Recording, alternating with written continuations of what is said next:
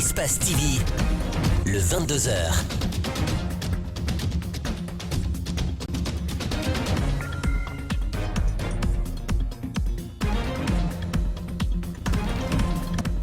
À la une de l'actualité ce soir, la célébration de la fête de Noël qui marque la naissance de Jésus-Christ.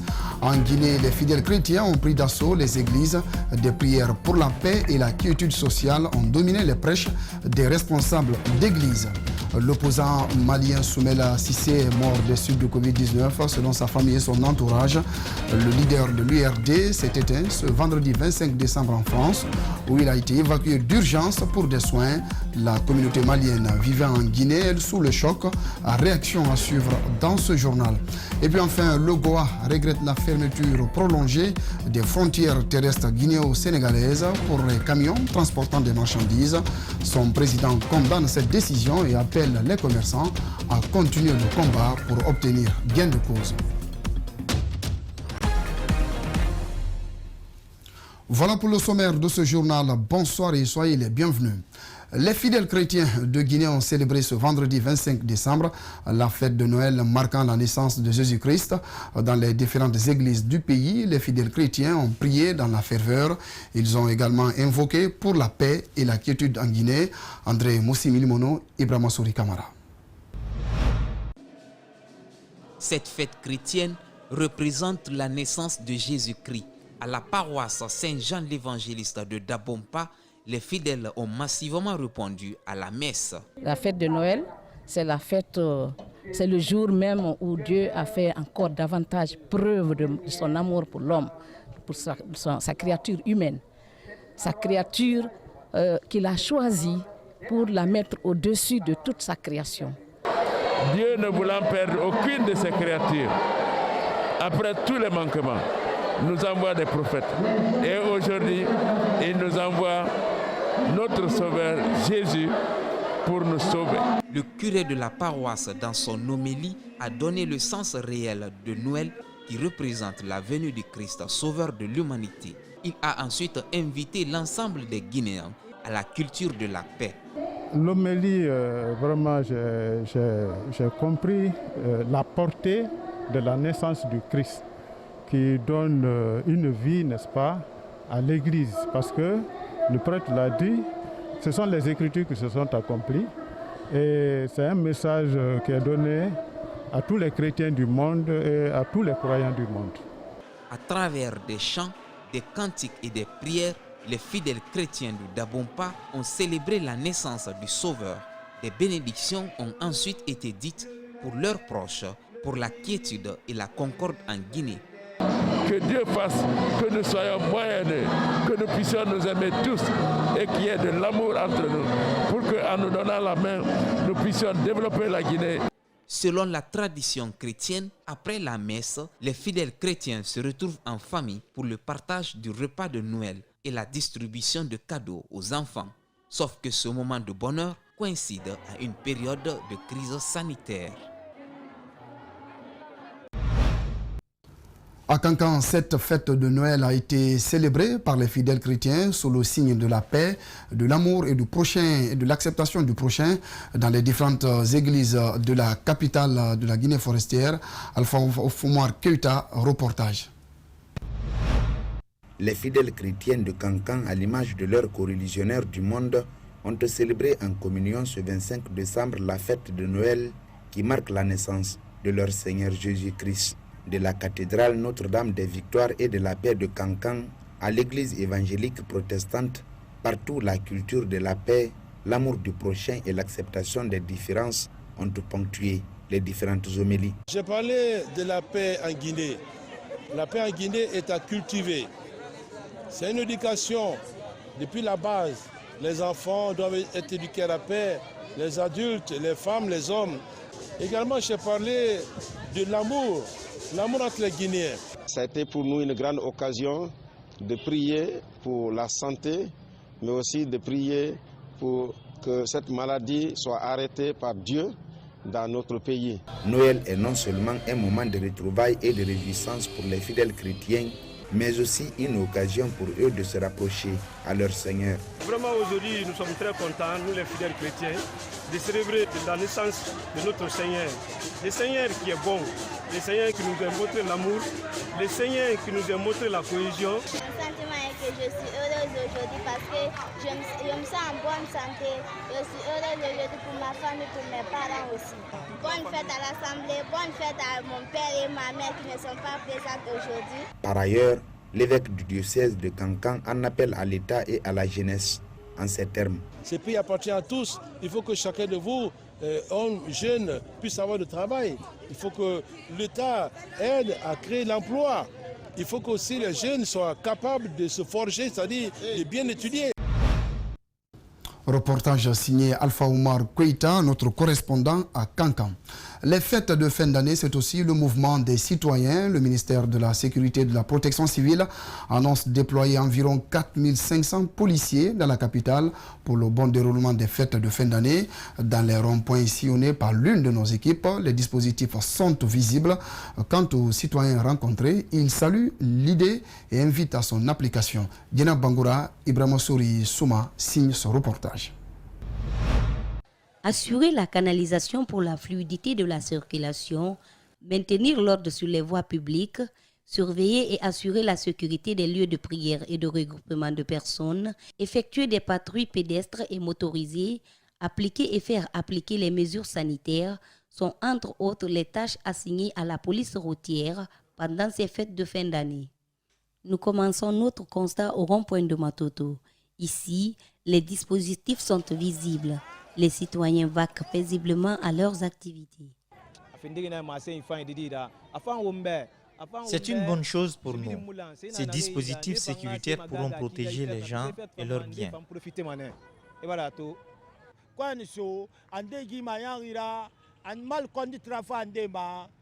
La nuit, certains conduisent très mal. Ceux qui se comportent bien ont toujours eu des clients.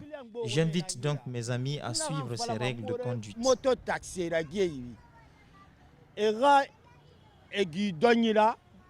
Même mesure au rond-point de la tannerie. Ici également, les policiers veillent au grain. Un peu plus loin, au rond-point de Koza, la circulation est fluide. Les dispositifs sont visibles par endroits. Au moment où nous quittions les lieux, aucun incident n'est enregistré dans les zones visitées. Et puis, parlant encore des fêtes de fin d'année, au moins 2 morts, dont un par accident de moto contre piéton à Koza et un autre tué par balle par des assaillants lors d'une attaque à main armée à Mania. Nous sommes dans la préfecture de Koya et des cas de blessés enregistrés également. C'est du moins ce qu'annonce le ministre de la Sécurité dans un communiqué en marge du réveillon. Et puis en plus bref encore, Omar Silla alias Fonike Mengue a entamé ce vendredi 25 décembre à la maison centrale de Conakry une grève de la faim pour protester contre sa détention qu'il juge abusive. Maître Salif Beyavogui, un de ses avocats, affirme que c'est malheureux pour la justice guinéenne qu'un prévenu soit obligé de passer par ces méthodes pour obtenir un procès. L'avocat qui affirme que l'instruction du dossier de son client a pris fin espère que cette politique de Fonike Mengue fera bouger les lignes. Comme annoncé au sommaire, l'opposant malien Soumaïla Cissé est mort des suites du Covid-19. Selon sa famille et son entourage, le leader de l'URD s'est éteint ce vendredi 25 décembre en France, où il a été évacué d'urgence pour des soins. La communauté malienne de Guinée, sous le choc, pleure sa mort. Pour elle, Soumaïla Cissé était un homme de paix et de dialogue. Reportage à Alseni Bari, Ibrahima Souri Kamara. 2 mois après sa libération par les islamistes, Soumaïla Cissé est mort ce vendredi du Covid-19 en France. Chef de file de l'opposition et candidat perdant aux élections présidentielles de 2013 et 2018, Soumaïla Cissé était un homme courtois, de paix et de dialogue, témoigne la communauté malienne de Guinée. Moi, je l'ai connu depuis les années 90. Nous sommes restés en contact. Et la dernière visite qu'il a rendue au professeur Alpha Condé, il m'a encore réussi et on a échangé. Et donc nous avons des rapports humains très poussés parce que c'est un homme social Et chaque fois quand j'ai l'occasion, nous rencontrons et nous discutons des problèmes de la nation. Soumaïla Cissé avait le palais Koulouba à portée de main. Il était le principal favori aux prochaines échéances électorales. Mais l'homme propose et Dieu dispose. Ce n'est pas seulement le Mali qui perd une étoile, mais l'Afrique tout entière. À lui seul, il représente une bibliothèque et une référence pour la jeune génération de politiciens. Il est à la fois un homme politique mais aussi un homme de dialogue. Vous savez, c'est l'un des opposants, l'un des rares opposants à ne pas plonger son pays dans un climat d'insécurité ou d'encrement. Chaque fois qu'il perd les élections à tour à raison, il s'en remet aux résultats et il continue à faire le travail, la mission qu'il a été assignée. Donc les Maliens retiennent de lui un homme de paix, un homme de dialogue, en tout cas un patriote qui a mis l'intérêt du Mali au-delà de ses ambitions personnelles. Soumaïla Cissé avait promis de se rendre en Guinée pour féliciter la communauté malienne de Guinée du soutien qu'elle lui a apporté durant sa détention. Hélas, Dieu en a décidé autrement. Voilà, paix à l'âme de l'opposant Soumaïla Cissé. L'université de Kankan a procédé en début de semaine au remboursement de 200 000 francs guinéens aux étudiants qui s'étaient déjà réinscrits au service de scolarité de l'institution. Le remboursement fait suite aux différents mouvements de protestation des étudiants qui ont lieu la semaine dernière dans certaines institutions d'enseignement supérieur du pays, dénonçant ainsi la hausse des frais d'inscription et de réinscription qui s'élevaient à 250 000 francs guinéens pour la première année et 200 000 pour les anciens. Alpha Morquita.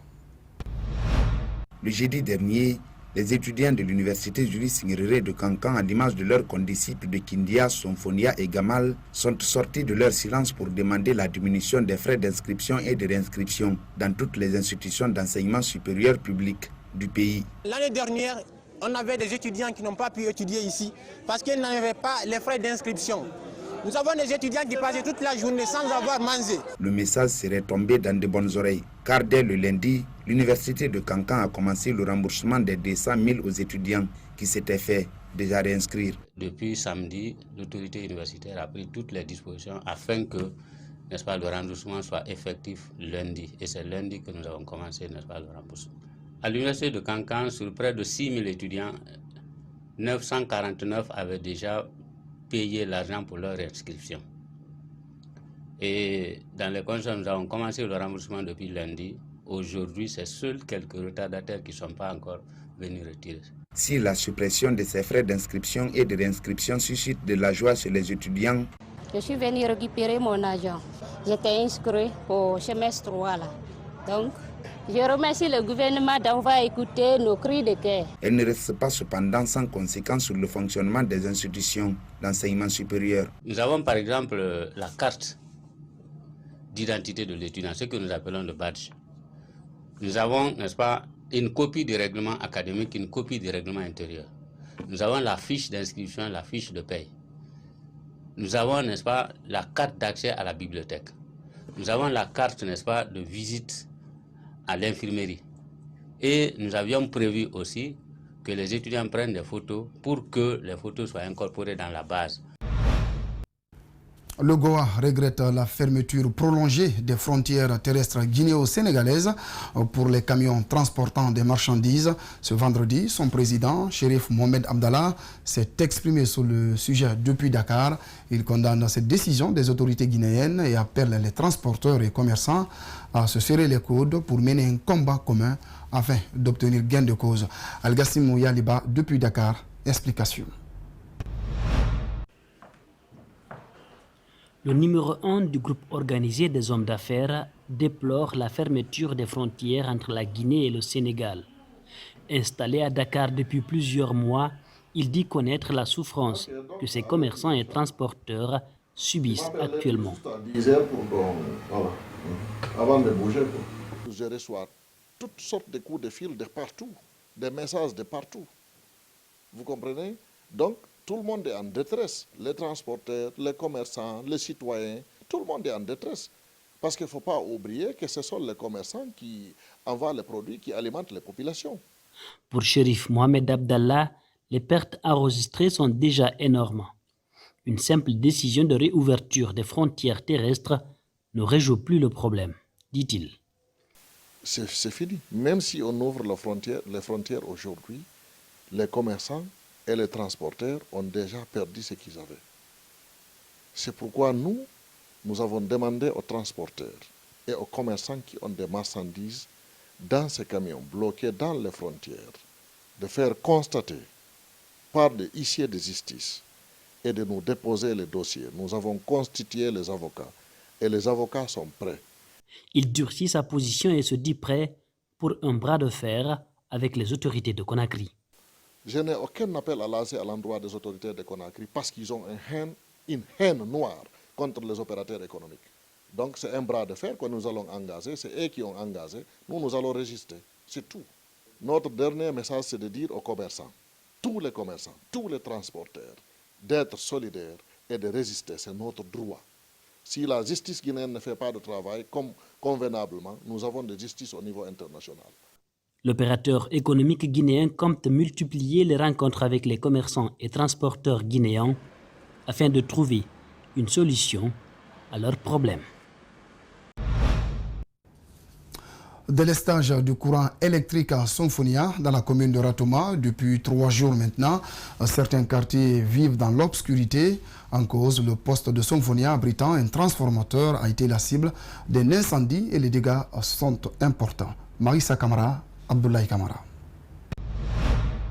Depuis 3 jours, le poste de Sonfonia dans la commune de Ratoma est hors service. À cause d'un incendie créé par un court-circuit, les sapeurs-pompiers ont été alertés pour maîtriser le feu. Ce matin, quelques machines ont été déployées pour servir certains foyers. Face à cette situation, Bangali Mati promet de prendre des dispositions pour rétablir la situation dans un bref délai.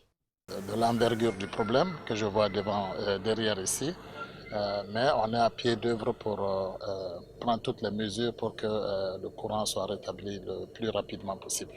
Donc à cela, il y a 2 actions que nous sommes en train de faire.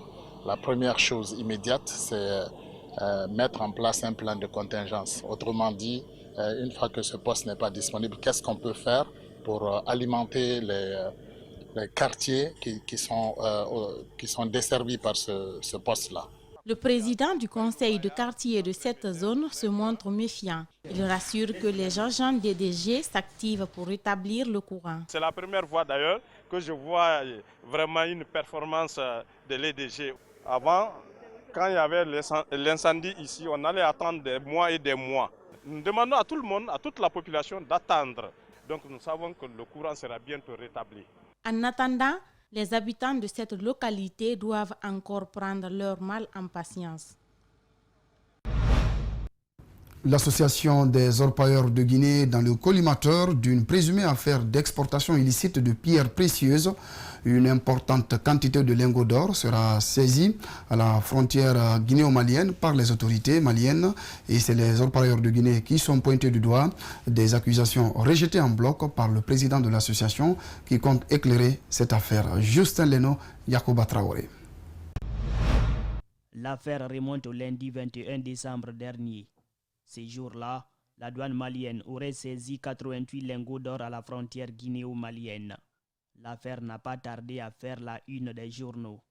C'est l'association des orpailleurs de Guinée qui serait impliquée, sauf que son président a déjà mené des enquêtes. Nous avons mené nos enquêtes à travers les orpailleurs du pays et nous avons trouvé que personne n'est lié à cette affaire, ni de près ni de loin. Mais à cause de cette affaire qui salit l'image de leur secteur, le président vient de passer à la vitesse supérieure. Désormais, tout importateur ou exportateur de la pierre précieuse doit obéir aux principes suivants. L'exportation de l'or et l'importation de l'or n'est pas interdit, mais il faut passer par les autorités, faire une déclaration, et faire les formalités comme ça se doit avec la réglementation de la loi guinéenne, et puis tu marches librement avec ton bien. Une autre décision a été prise à Dubaï pour encore réglementer le marché de l'or dans le monde. La Guinée n'est pas épargnée. On a décidé que l'or soit vraiment acheté dans la zone spéciale de Conakry à moins $1 le discount. Et puis à l'intérieur du pays à moins $1,50 le discount. C'est pour éviter beaucoup de choses et qu'on a pris cette décision. Pour l'heure, des enquêtes sont en cours entre autorités guinéennes et maliennes pour démasquer les responsables des prétendus 88 lingots d'or saisis. Les travaux sur le tronçon Kissidougou PK63 à Gekedou, Kondembando sont en cours. Les 10 km de la voirie urbaine de Gekedou aussi. L'évolution de l'ensemble des travaux est estimée à 50%. Le matériel est doublé sur le terrain pour terminer le chantier dans le délai. Les victimes du projet sont toutes indemnisées. Mamadou Kalisso, Abokore Akourma. Le délai d'exécution de ce projet est de 30 mois. 20 mois sont déjà consommés et l'évolution des travaux est estimée à 50%. Pour compenser ce retard, l'effectif et le matériel sont doublés sur le terrain, selon la mission de contrôle. L'ensemble des 82 dallos prévus sur le tronçon sont déjà préfabriqués. Leur installation a démarré et les points noirs sont en cours de traitement. Vous verrez derrière nous, on a fait la substitution de matériaux, de mauvais matériaux. On a mis du concassé d'une hauteur de 30 cm. C'est sur ce concassé-là, on est en train de faire la latérite comme ça. Donc tous les points noirs, là où il n'y a pas d'ouvrage, on a actuellement l'équipe de terrassement. Les équipes de terrassement sont concentrées pour traiter ces points noirs-là.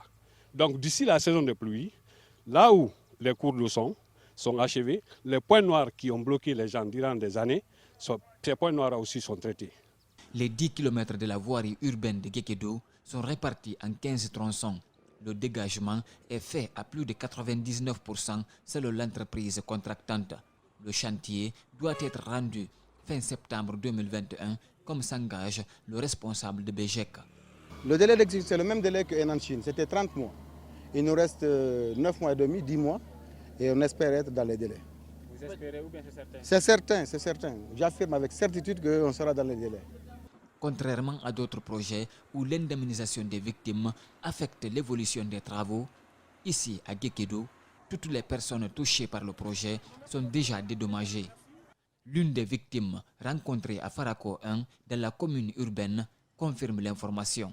Mon bâtiment effectivement a été cassé, vraiment j'ai confirmé, mais jusqu'à présent la route n'a pas passé d'abord. Mais est-ce qu'on vous a dédommagé? On nous a dédommagé effectivement. Même si le maire de Gekedou se réjouit de l'évolution des travaux, il invite tout de même l'entreprise à redoubler d'efforts pour rendre le chantier à temps. La ruelle que vous voyez derrière moi là était un calvaire pour les véhicules qui allaient dans le bec du perroquet. En fait, c'est la frontière entre deux pays voisins, le Libéria et la Sierra Leone. Donc, ce qui est déjà fait là, c'est un offre de soulagement pour nous.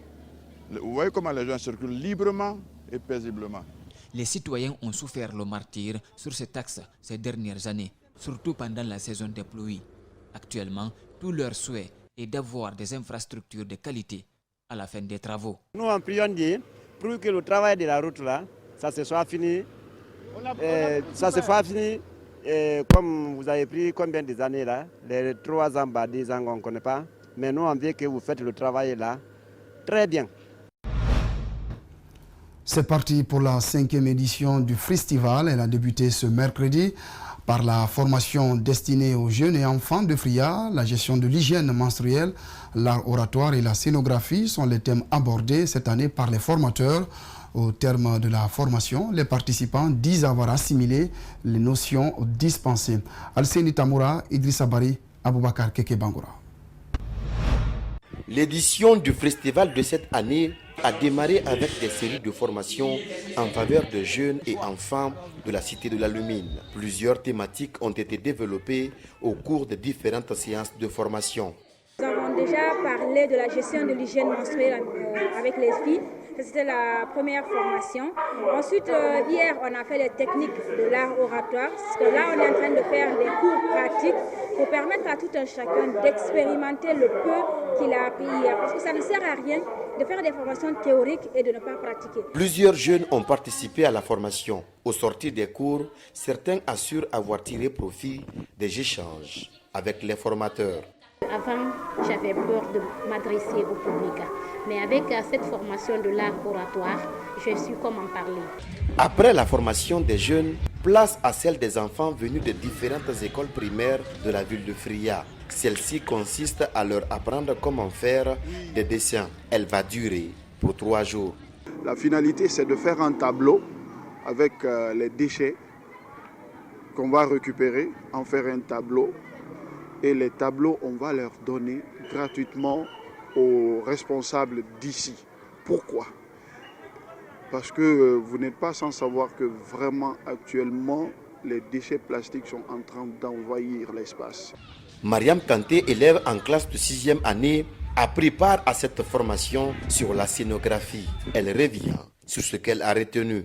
Elle a dit que le dessin est quelque chose que tu veux représenter ou ce que tu veux qualifier si tu dessines.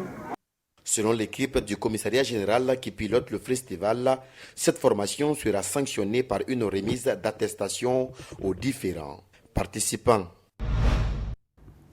De la culture, on passe à la religion. Une mosquée de 1000 places a été inaugurée ce vendredi à Kapororaï. Nous sommes dans la commune de Ratoma. L'infrastructure est bâtie sur une superficie de 1037 mètres carrés pour un coût estimé à plus de 3 milliards de francs guinéens. L'initiative est d'un opérateur économique qui réside dans le quartier depuis plusieurs années. La cérémonie inaugurale a réuni plusieurs personnalités du pays ainsi que des fidèles croyants de la rencontre. Ali Badra Kamara et Laja Liouba. C'est une mosquée dont la capacité d'accueil est d'environ 1000 places. Cet espace de haute portée spirituelle a bénéficié de matériel moderne. À l'intérieur, tout y est pour s'acquitter sans difficulté de son devoir religieux. Des tapis modernes, des climatiseurs et des ventilateurs. Le tout accompagné par une collection de Corans désormais disponible pour les lecteurs. Ce matin, après l'installation des officiels, s'en est suivi la phase des discours, puis l'inauguration en coupant le cordon du ruban. Coût de la réalisation, 3 milliards 175 millions de francs guinéens. À l'extérieur, 15 robinets sont fixés et 7 toilettes sont aménagées pour les fidèles croyants de ce quartier. À cela s'ajoute une salle de réunion et une morgue. L'imam, dans son sermon, n'a pas manqué de rappeler les trésors qui sont réservés à ceux qui participent à la construction et à l'entretien des mosquées. Et je souhaite que ceux qui ont contribué à cette rénovation puissent bénéficier de ces avantages. Nous sommes sûrs que les gens de cette contrée vont s'adonner à l'entretien comme ils se sont adonnés à la reconstruction de cette mosquée. Après plus de 20 ans d'attente, le rêve des habitants est enfin réalisé. La finition des travaux de construction démarrés depuis 1990 n'est plus une préoccupation majeure pour ces croyants. Cela a été possible grâce à l'implication de cet opérateur économique qui habite dans le quartier. Vous savez que si vous savez que quand vous restez dans la vie, un jour vous allez partir, il faut toujours travailler pour au-delà. Ce qui m'a motivé d'assauver la mosquée. Des forages installés dans les différents secteurs, son donateur invite les autres à lui emboîter le pas. Terminons ce journal par le sport. La Fédération guinéenne de karaté a démarré son championnat national Coupe de karaté ce vendredi au Palais des Sports du 28 septembre de Conakry. Ce sport de combat regroupe en son sein les athlètes de Conakry et ceux de l'intérieur du pays. Yaya Demba Kamara, Lamine Silla nous signe le reportage. Ils sont répartis en catégories cadettes, juniors et seniors. Ils prendront part à ce championnat national de karaté avec pour objectif rendre les athlètes plus performants pour les séances futures de ce sport de combat. On a mis des techniciens de haut niveau pour diriger la direction technique. Il y a la plupart aussi de la fédération, c'est des techniciens. Moi, je suis le père fondateur de cette discipline en Guinée. Je remercie Dieu qui m'a donné la chance et longue vie de vivre ces événements-là. Le coup d'envoi de moins de 52 kilos a débuté avec les cadets venus de la ville des Agrumes Kindia. Le président de la FEGI Kama explique le déroulé de cette première journée. Aujourd'hui, nous sommes sous les cadets qui, à la limite, vont être les qualificatifs déjà, les éliminatoires des cadets vont se terminer aujourd'hui. Et demain, ils vont commencer à jouer les finales, le même truc que les autres. Mais aujourd'hui, les enregistrements, les pesées de toutes les équipes aujourd'hui annoncées sont finis et la phase éliminatoire aussi a commencé. Donc, pratiquement, c'est un peu le programme d'aujourd'hui. Vous avez vu la phase organisationnelle, la police, la sécurité, les dispositions sanitaires, situation Covid oblige. Donc, il fallait mettre tout ça en place avant l'arrivée des officiels demain, Inch'Allah, produit. Cette édition du championnat national Coupe Karaté va s'étendre sur 3 jours, selon le président. Toutes les équipes invitées sont déjà ici présentes et qui ont pu faire leurs éliminatoires au niveau des différentes ligues. Par contre, il y en a qui n'ont pas pu faire les éliminatoires, donc à la limite, ils ont décliné l'invitation comme certaines régions. Les autres catégories de la discipline vont démontrer sur le tatami dans le Palais des Sports ce samedi. Fin de ce journal. Merci de l'avoir suivi. Merci également aux équipes en régie, en édition. Et surtout, très bonne fête de Noël aux fidèles chrétiens de Guinée.